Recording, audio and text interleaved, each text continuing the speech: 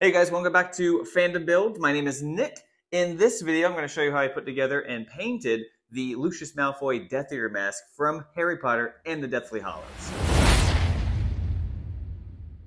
This was a fun build to put together. It wasn't super challenging or difficult. It was more or less a color and painting challenge. As you can see, there's only two colors to this whole thing. It is black and silver, but I was really worried about the detailing. Is it similar to the glove from the Kingslayer glove from Game of Thrones? The detailing's so important that I didn't want to lose any of it. The detail is on the mask. It's printed with the mask. It's not a separate piece that I put on. I was kind of in between having to hand paint it and find a way of applying a texture or color to the detail without losing it. It's like those simple challenges, you know, those simple challenges that are like seem too simple to be easy.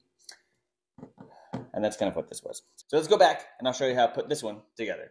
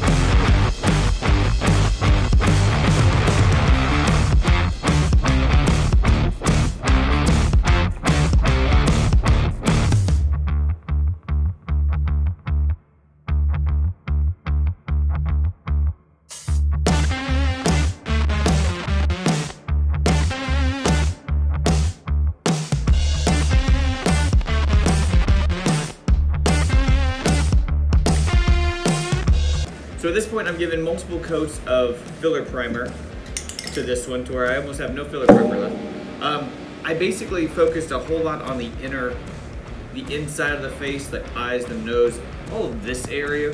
That's going to be really difficult to sand. I'm going to end up sanding down the outside areas because that should be a lot easier. The inside with all this intricate detail, I didn't want to lose all that, so I figured I'll just load it up with primer, get it nice and smooth, and go from there.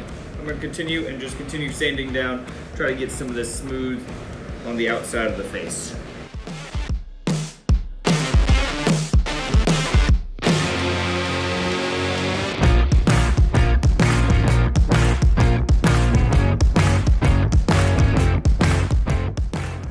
I didn't push the button. I've sanded it down a whole bunch already. I do have a few more rough spots still.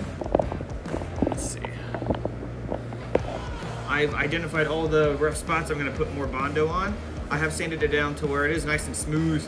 It does look like a clay mask at this point. So this is going well.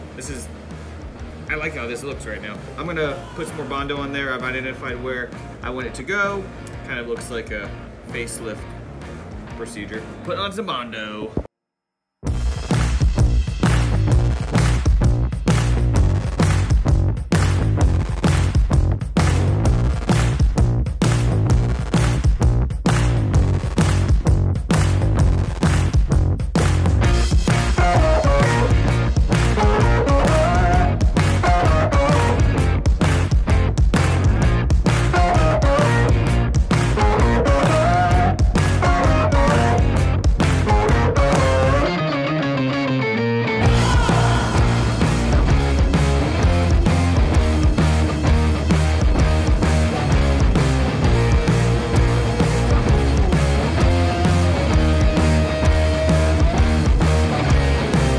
take this black gloss that I have on it right now. It's a black gloss, looks really nice and shiny. It looks pretty fantastic. That technique that I used with the swords, and I'm going to put the graphite powder on only the raised detail. I don't know if this is going to work. It might not, but I hope it does, because that would be fantastic. I did a couple of tests, and it looks like it would look pretty awesome. It's better looking than painting it by hand, which I think that would look kind of messy. But I think I can probably get away with putting the graphite on there, putting some fixative on top of it, and it should be good. Because the fixative actually keeps a lot of the shine. Doesn't really get rid of the shine so much, so that's great.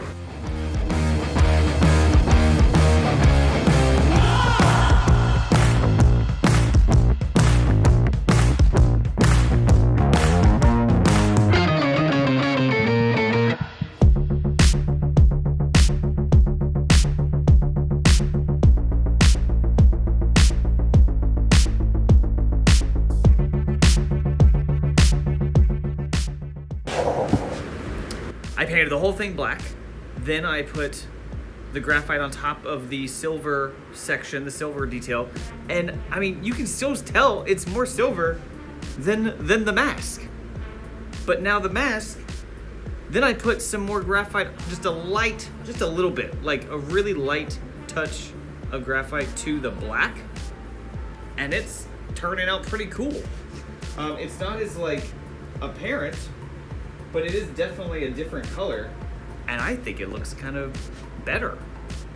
I don't know. I think it looks kind of better. I like this. And now the surface of it is super smooth, and the graphite on the black actually makes it look more like a fiberglass mask. This is pretty awesome. What? This is creepy.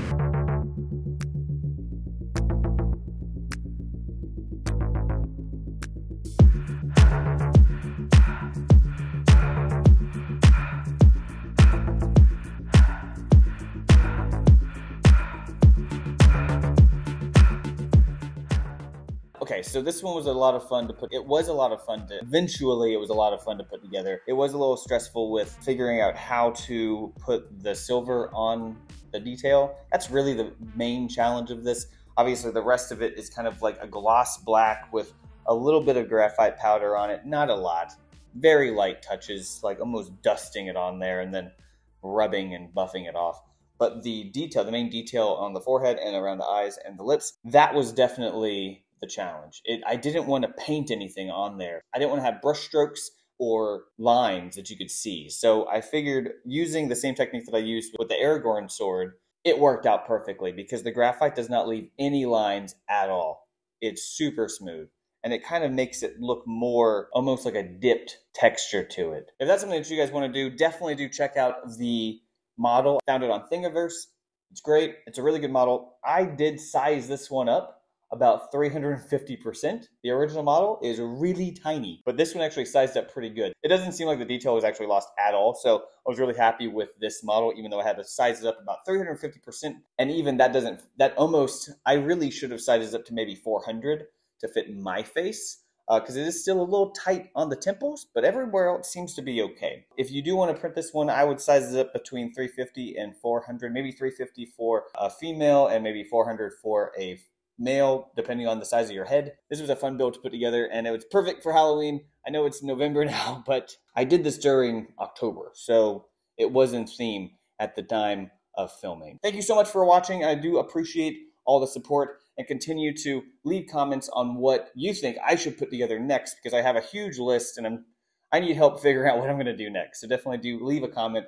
Really do appreciate it. Do leave a like, and please subscribe, because that allows me to put out more of these videos every single month, and hopefully every other week, or maybe even every week. But thank you so much, and I'll see you guys in the next one. Bye. Thanks.